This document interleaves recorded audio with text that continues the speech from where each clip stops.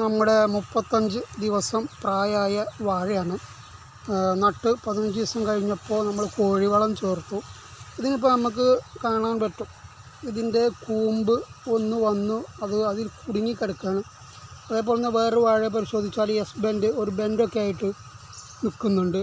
അധികം വാഴക്കും ഞാനിപ്പോൾ ഒന്ന് വന്നപ്പോൾ അത് കാണുന്നുണ്ട്. അപ്പോൾ ഒരാഴ്ചയായി വന്നിട്ട്.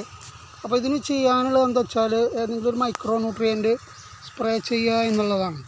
ഇതിപ്പോൾ ഞാൻ ടാറ്റേൻ്റെ ഒരു സർപ്ലസ് എന്ന് പറഞ്ഞിട്ട് ഒരു മൈക്രോ ന്യൂട്രിയൻ്റാണ് അവിടെ കൊടുത്തിട്ടുള്ളത്.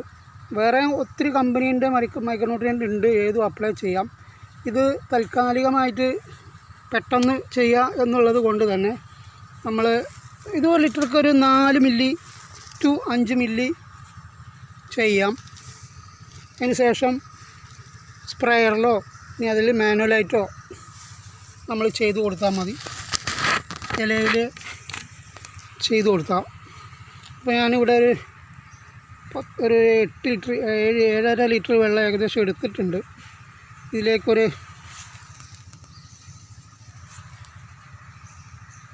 30 മില്ലി ഏകദേശം ഒരു കണക്ക് വെച്ചിട്ട് ഒഴിക്കാം. ഇതിന് അളവിൻ്റെ പാത്രം ഉണ്ടായിരുന്നു, ഇപ്പോൾ ഇവിടെ കാണുന്നില്ല. ഇനിയിപ്പോൾ 1 മില്ലിയോ 2 മില്ലിയോ കൂടിയെന്ന് വിചാരിച്ച് കുഴപ്പമില്ല. എന്നിട്ട് നന്നായി ഒന്ന് ഇളക്കി കൊടുക്കുക. നമ്മളിപ്പോൾ ഇതിൽ കലക്കണത് എന്താ വെച്ചാൽ നമ്മുടെ അടുത്ത് സ്പ്രേയർ ഉണ്ട്, അത് വേറെ സൈറ്റിലാണുള്ളത്. അപ്പോൾ എത്രയും പെട്ടെന്ന് ചെയ്യുന്നതുകൊണ്ട് ഈ ബക്കറ്റിൽ കലക്കിയിട്ട് ചെയ്യുവാണ്.